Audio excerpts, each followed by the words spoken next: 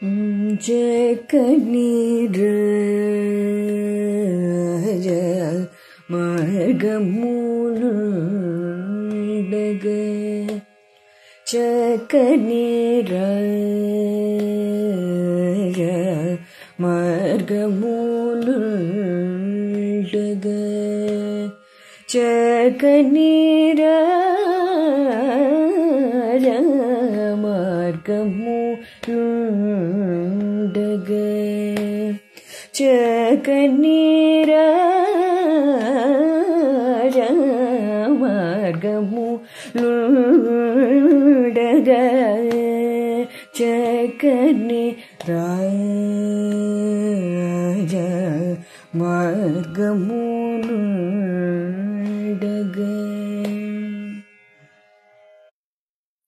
శ్రీశ్రవణ ఛానల్కి చిన్నారులందరికీ శ్రోతలందరికీ కూడాను మరొక్కసారి స్వాగతం. ఇది కరహరిప్రియలో కూర్చున్నటువంటి కృతి త్యాగరాజస్వామి వారి కీర్తన అన్నమాట. ఎప్పట్లాగే చాలా చక్కగా పాడి వినిపించిన మన పావనికి మరొకసారి అభినందన తెలియజేస్తూ మనం కథలో గనుక వెళ్ళిపోతే, నిన్న వశిష్ఠుల వారు మనకి రాముడికి ఏమేమి చెప్పారు అంటే ఆత్మతత్వ పరీక్షా విచారం వరకు చెప్పారు కదా. ఇప్పుడు ఏం చెప్తున్నారు అంటే ఆయన ఇప్పుడు ఇక్కడ రాముడు వారికి ఒక సందేహం వస్తుందేమోనని ముందుగా ఆయనే ప్రశ్న అడగకుండానే శిష్యుడి యొక్క మనస్సును తెలుసుకొని, రామాయ్ ఇక్కడ ఒక సందేహం రావడానికి అవకాశం ఉందయ్యా నీకు. ఆత్మవిచారంలో సిద్ధి పొందినట్లయితే మనస్సు నిశ్చలమైపోతుందని చెప్తున్నారు కదా.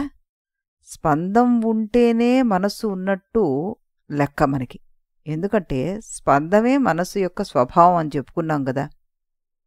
ఎలా అయితే వేడనేది వెళ్ళిపోయాక నిప్పనేది అక్కడ ఉంటుందా, అలాగే స్పందం నిశ్చలమైపోయిందంటే మనస్సే లేకుండా పోతోంది అన్నమాట. మనస్సే లేకపోతే మనిషి జీవిస్తాడా? కనుక ఆ పైన చెప్పిన ప్రకారం చూస్తే ఒకడు గట్టిగా విచారణ చేసిన దాంట్లో పట్టు సాధిస్తే ఇక వాడు బ్రతకడనమాట. ఆత్మవిచారం అన్నది మోక్షానికి ఒక సాధన మాత్రమే. సాధనం చేతిలోకి వచ్చేసరికలా వీడు ఢామ్ అనేటట్టయితే ఇక వీడికి మోక్షం ఎలా వస్తుంది?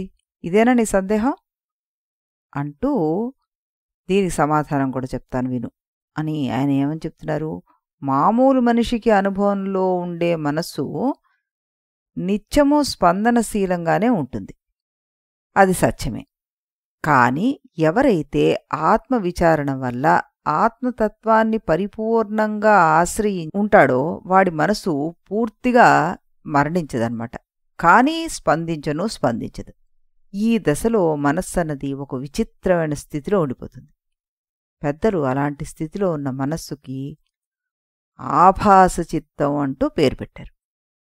ఈ పేరు అర్థం కావడానికి ఓ చిన్న ఉదాహరణ. ఓ రైతు తన పొలంలో నాటడం కోసం మరొక రైతు దగ్గర విత్తనాలు తీసుకుని వచ్చాడు. ఆ రైతుకి వీడి మీద అంతర్గతంగా అసూయ ఉంది ఇచ్చినవాడికి. అందుచేత వాడేం చేశాడంటే వీడి దగ్గర డబ్బులు పుచ్చేసుకుని విత్తనాలు రేపిస్తాను రా అని పంపించాడు. ఆ రాత్రి ఆ అమ్మకందారుడు విత్తనాలన్నీ బోర్లముకుల్లో వేసి చక్కగా వేయించేశాడు. మళ్ళీ వాటిని చల్లార్చి మూటగట్టి పెట్టాడు. మొన్నాడు ఆ రైతు వచ్చి ఆ కొనుక్కున్న విత్తనాలని చూసుకుని బాగానే ఉన్నాయనుకుని తీసుకెళ్ళిపోయాడు. తీరా నాట్లయ్యాక చూస్తే ఒక్క గింజ కూడా మొలకెత్తట్లేదు. ఇక్కడ ఏం జరిగింది? కొనుక్కునే రైతు కళ్ళు మూసుకుని విత్తనాలు తీసుకుపోలేదు. విత్తనాలు పైకి చూడ్డానికి మంచి విత్తనాల్లాగానే కనబడ్డాయి, కానీ వేయించడం వల్ల అవన్నీ చచ్చిపోయాయన్నమాట. పూర్తిగా మాడిపోయేట్టుగా వేగిస్తే కొనుక్కునే రైతుకి తెలిసుండేది. అవతలివాడు అలా వేయించలేదు. పైకి చూస్తే మామూలుగా ఉండేట్లుగా, లోపల విత్తనం మాత్రం మాడిపోయేట్లుగా సన్నగా వేయించాడు దాన్ని. కనుక ఆ విత్తనాలు పైకి మాత్రం మంచి విత్తనాల్లా కనిపిస్తున్నాయి, కానీ నాటితే మొలకలు రావట్లేదు. ఇలాంటి విత్తనాలను లోకులు ఆభాస విత్తనాలు అంటారు. అలాగే ఆత్మవిచారణలో సిద్ధి సాధించిన వాడి మనస్సు కూడా ఈ ఆభాస మనస్సు అయిపోతుందన్నమాట.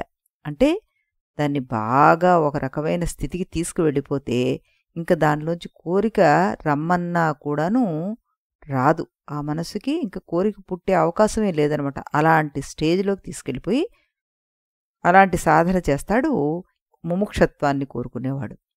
అది బయటి మనసులానే మనకు కనిపిస్తుంది కానీ, దాని లోపల ఉండే వాసనా సమూహం అంతా మాడిపోయిందనమాట. అందుచేత కొత్తగా విక్షేపాలన్నది ఇంకా పుట్టింపలేదు. కానీ దానికి మనస్సు అనే ఆకారం మాత్రం ఉంటుంది కనుక అది పూర్తిగా చచ్చిన దాని కింద లెక్క రాదనమాట. అందువల్ల ఆ జీవికి మరణం రాదు. అందుచేత ఆత్మవిచారం వల్ల మరణం వస్తుందేమోనని సందేహించాల్సిన అవసరం కూడా లేదయ్యో ఇక్కడ అంటూ చక్కగా శిష్యుడి యొక్క మనస్సులోని భావాన్ని కూడా అర్థం చేసుకుని చెప్పారు గురువుగారు. అయితే అలాంటి వాడికి వేగించిన విత్తనంలాగా ఆభాస మనస్సుంటే మరి వాడి ప్రవర్తన లోకంలో ఎలాగుంటుంది అన్న మరో ప్రశ్న నీకు రావచ్చు.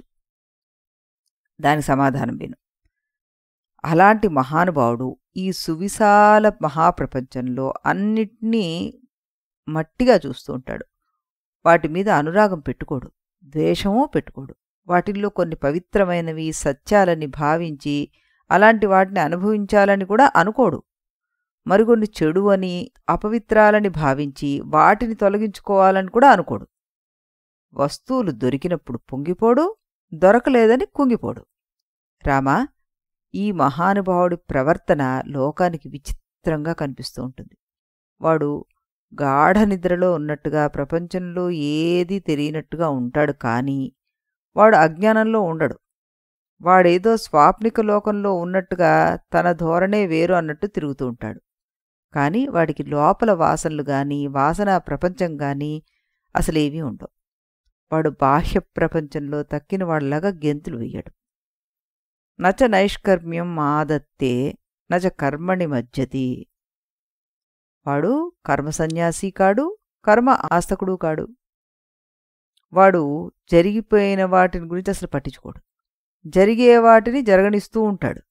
మనసు ఏమాత్రం కలవరపడ్డనమాట. అలాగని కదలిక లేకుండా ఏం కూర్చోడు.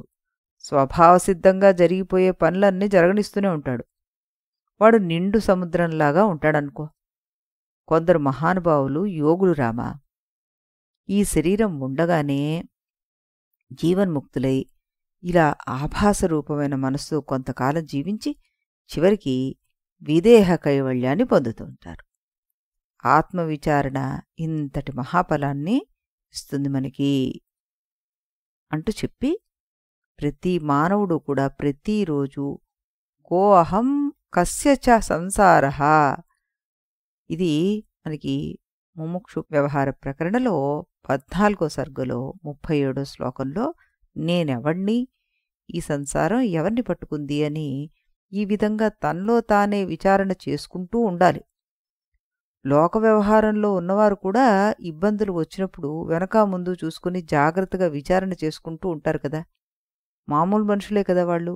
మహారాజులు కూడా విచారణ చేసుకుంటూనే ఉంటారా?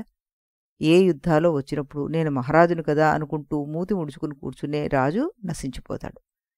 అలాంటి సమయాల్లో తెలివిగల రాజులు మంత్రుల్ని పిలిచి పూర్వాపర విచారణలు చేసి నిర్ణయాలు తీసుకుంటుంటారు. మహారాజులే ఈ పని చేస్తుంటే మామూలు మనిషికి తప్పుతుందా? మామూలు లోక వ్యవహారానికి విచారణ కావలసి ఉంటే అత్యంత గంభీరమైన పరమాత్మ విషయానికి ఇంకెంత గట్టి విచారం కావాలో నువ్వు ఆలోచించు రామయ్య. కనుక శ్రీరామ, ప్రతి మానవుడు ఈ విషయాన్ని పట్టుకుని ఆలోచించాల్సిందే. ఏమిటది? కో అహం కస్య చ సంసారః, నేనెవడిని, ఈ సంసారం ఎవరికి. ఈ విచారణ మాత్రం చేసుకుంటూనే ఉండాలి. వేదంలో కర్మకాండ బ్రహ్మకాండ అంటూ 2 భాగాలున్నాయి. వాటిలో కర్మకాండ మనకి ధర్మ సిద్ధాంతాలను ఉపదేశిస్తూ ఉంటుంది. అంటే ఏ సత్కారం చేస్తే ఏ సత్ఫలితం వస్తుందో ఆ ఉపాయాలను చెప్తుంటుంది. ఇక బ్రహ్మకాండ ఉంది కదా, అదేం చెప్తుంది మనకి? వేదాంతాలని ఉపనిషత్తులని పిలుస్తూ ఉంటారు. ఈ భాగం పరబ్రహ్మతత్వాన్ని ఉపదేశిస్తూ ఉంటుంది. ధీశాలి అయిన మానవుడు ఈ 2 భాగాలను బాగా విచారణ చెయ్యాల్సిందే. అజ్ఞానం అనే చీకట్లో ఉన్న మానవుడికి ఈ విచారము ఏదైతే మనం అనాలిసిస్ చేస్తున్నాం, ఏదైతే అనలైజ్ చేయడానికి ప్రయత్నం చేస్తున్నాం, అది ఒక దీపం లాంటిది.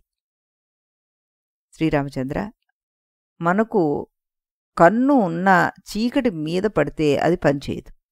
పోనీ కాంతి సూటిగా కన్నులోకి కేంద్రీకరించినా కన్ను పనిచేయదు. వెలుతురు సమంగా ఉన్నా మధ్యలో అడ్డం ఉంటే వాటిని చూడజాలదు. కానీ విచారణ అనే నేత్రానికి అసలు ఇలాంటి దోషాలు ఏవీ లేవు. అది చీకట్లోనూ చూడగలుగుతుంది, వెలుతురులోనూ చూడగలుగుతుంది, అడ్డం ఉన్నా చూడగలుగుతుంది. అందువల్ల విచారణ లేనివాడే పుట్టుగుడ్డువాడని నేనంటాను. అంటే ప్రతి దాన్ని మనం పరిశీలించి చూడాలి, వివేకంతో చూడాలి అని ఇక్కడ అర్థం అన్నమాట. వివేకాంధోహి జాత్యంధః అన్నారు. అంటే 41వ శ్లోకంలో చెప్తున్నారు, ఆత్మవిచారణ లేనివాడు పుట్టుగుడ్డువాడు అని.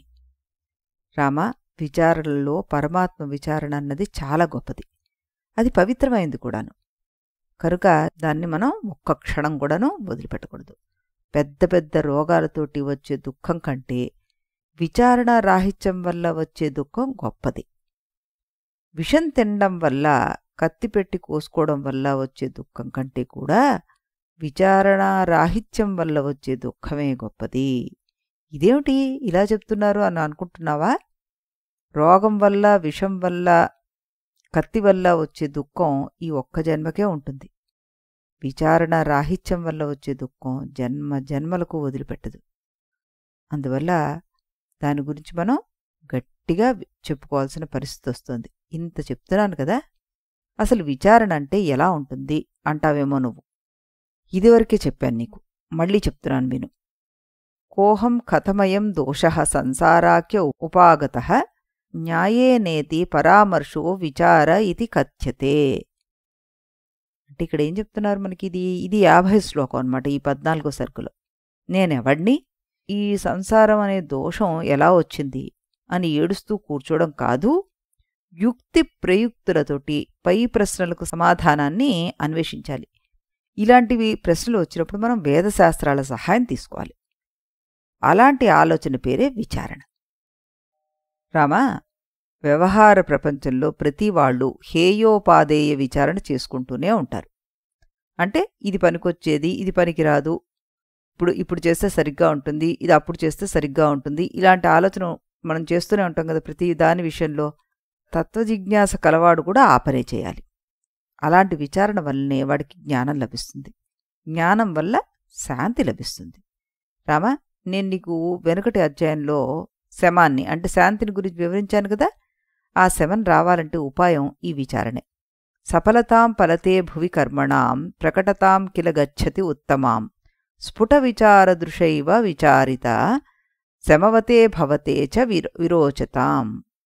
కౌసల్యానందన, నువ్వు ఇప్పటికే కొంత శమాన్ని సాధించావు. అందువల్ల నీకు ఈ విచారణ మీద రుచి మరింత పెరుగుగాక. ఇక నీ 3వ ద్వారపాలకుడైన సంతోషాన్ని గురించి ఇప్పుడు నేను వివరిస్తాను. ఇప్పటివరకు మనం 2 ద్వారపాలకుల గురించి చెప్పుకున్నాం. ఏమిటది? శమం ఒకటి, విచారణ ఒకటి. ఇప్పుడు సంతోషాన్ని గురించి చెప్తానయ్యా. ఆ సంతోషం అనే వాడితోటి నువ్వు గనక స్నేహం చేస్తే ఏ విధంగా ఉంటుందో నేను చెప్తాను అంటూ ఆయన చెప్తున్నారు. సంసారంలో ఎన్ని ఒడిదుడుకులు వచ్చినా అంతా దైవ సంకల్పం నిశ్చయం చేసేసుకొని మనసులో దుఃఖం లేకుండా మంచొచ్చినా చెడు వచ్చినా ఒకే రకంగా ఉండగలగడమే సంతోషం. దీన్ని సాధిస్తే దానికి మించిన ఆనందం ఉండదు. మోక్షానికి ఇదే దగ్గరి దారి. ఈ సంతోషం వల్ల చిత్తానికి విశ్రాంతి లభిస్తుంది. వాళ్ళకి అఖండ భూమండలాధిపత్యం కూడా గడ్డిపరకలాగానే తోస్తుంది. ఈ అమృతాన్ని అందుకున్న వాడికి ఈ పైన కనబడే భోగాలన్నీ కూడాను విషాల్లాగా ఉంటాయి. దొరకని వాటి మీద అసలు కోరికే ఉండదు, దొరికిన వాటి వల్ల పొంగు రాదు. ఈ సంతోషానికి అసలు అన్నిటికంటే ముఖ్య శత్రువు తృష్ణ. అంటే ఏమిటి? ఆశ అన్నమాట, అత్యాశ. అందువల్ల పౌరుషేణ ప్రయత్నేన తృష్ణాం సర్వతా వర్జయేత్ 15వ సర్గలో 14వ శ్లోకంలో చెప్పారు. పురుష ప్రయత్నంతో ఏ విషయంలోనూ కూడాను తృష్ణను ఉండనీయకూడదు. మనం ఈ పురుష ప్రయత్నంతో చేస్తున్న విషయాల్లో ఈ ఆశ అనేది ఉంచుకోకూడదు. సంతోషం వల్ల మనస్సుకి ఒక పుష్టి కలుగుతుంది. ఆ పుష్టి కలిగిన తర్వాత భృత్యులంతా రాజు వెంట తిరిగినట్టుగా సంపదలన్నీ వాడి చుట్టూనే తిరుగుతుంటాయి. సంతోషానికి శత్రువు లోభం అని చెప్పుకున్నాం మనం. ఇక సంతోషానికి ముఖ్య మిత్రుడు ఎవరో తెలుసా? సమత్వం. హృదయంలో సమతాభావం స్థిరపడితే వాడి ముఖంలో ఒక రకమైన కళ వచ్చేస్తుంది. వాడిని చూసేటప్పటికీ ఎదుటివాడికి సంతోషం కలిగిపోతుంది. సమతయా మతయా గుణశాలినాం పురుషరాడిహ యా సమలంకృతః తమమలం ప్రణమంతి నభశ్చరాః అపి మహామునయో రఘునందన అన్నారు 20వ శ్లోకంలో. ఓ రఘునందన, గుణవంతులందరికీ కూడా సమతాభావం సమ్మతమేనయ్యా. మానవులకు సమతాభావమే నిజమైన అలంకారం. ఈ అలంకారాన్ని ధరించిన వాణ్ణి చూస్తే దేవతలు మహామునులు కూడా గౌరవంతో నమస్కరిస్తారు అంటూ ఆయన చెప్పారు. మరి రేపు ఆయన చివరి బెట్టు గురించి ఏం చెప్తారో విందాం. రేపు మళ్ళీ ఇదే సమయానికి ఇదే ఛానల్లో మరొక రామ సంకీర్తనతోటి మనం కలిసి ఆ 4వ వాడితోటి ఏ విధంగా స్నేహం చేయాలి, వాడి ద్వారా మనకి ఏ రకంగా మోక్షం లభిస్తుంది, ఇది తెలుసుకుందాం. అంతవరకు సెలవు.